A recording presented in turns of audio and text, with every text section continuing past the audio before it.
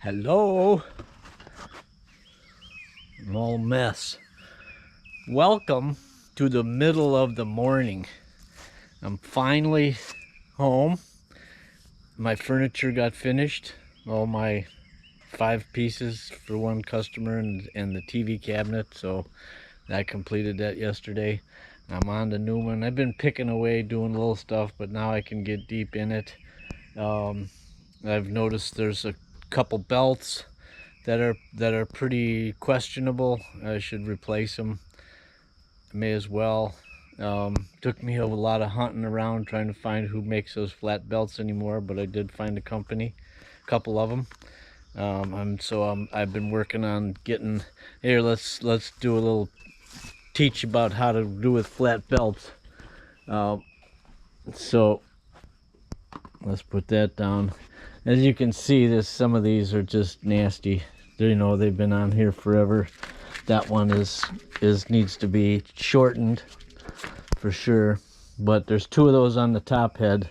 But here's a belt that goes up under for the other side head, and you can just see I don't know if there's been mice chewing on it, but it's been sitting. It's rusty. It's frayed. It's probably not going to do all that it needs to. So the lacing, kind of interesting. I do have some spare lacing, but these 2 come together, and then there's just a little like a stainless wire joins them. So I took it off so I could get a length, and I was successful in that. But then I'm looking at the whole thing, and it's like, boy, how am I gonna go from this drum all the way up under and get up under there and get around that other pulley and then attach it, and see all that stuff. You can kind of see that one's down low. And then I realized, this whole little grate, good God, it's like 6 manhole covers were the cast iron. I guess that's why it is 6,500 pounds. But it was just 4 bolts. Took the fence off, pull it out. So I'm going deeper into this machine than I ever have before. And then I tried to do a change of elevation, get this to turn. Boy, that sucker was just frozen solid. So I've been working on that for about an hour.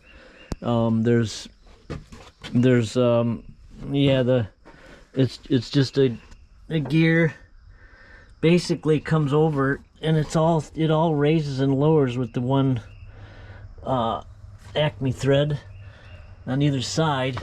And then I can't show you here because it's too dark, but I'll show you the back side because it's easy. And the more I looked at everything, it's like, yeah, it doesn't want to move because there's just too much tight clearances. You see this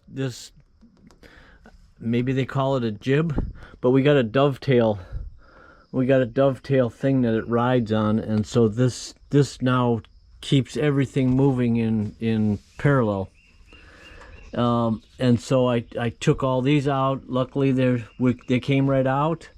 I sanded them. They weren't too bad. These ones were not so, I mean, they just had a little bit of rust on them. I don't know, but I shined stuff up, oiled it up. These ones in the front, they're back in here, and I kind of had a feeling, well, those are probably a little safer because they're deeper in the machine. However, the rain was hitting it, because this thing did sit out. It's quite amazing actually that everything is still working, and just the simplicity of it, it's fabulous. So this is the other belt that needs to be replaced. It's chewed up. It's it's nasty. So, and I'm gonna see. So I replaced one years ago, I guess, because it's not part of like the other ones, and it's a little bit more rubber.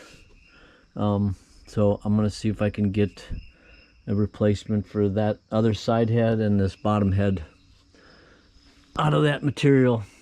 It's only like, what I saw one price almost almost $7 a foot, which shouldn't surprise anybody. So there's about 14 feet, so $100 for a belt. Gotta do it. So getting closer. I got all the knives. I got all the knives sharpened and reset. So top head, and then the bottom, there's some shiny. These guys all got shined up. I'm gonna just run it as is. You know, I mean they're trued up, but next house I'll probably pull all the blades off and go send them in and have them reground, because the edges are still a little bit pitted. I got them sharp, but you know they're gonna just run it. Don't go crazy. Let's get the first house built. Okay, first cabin. Bye.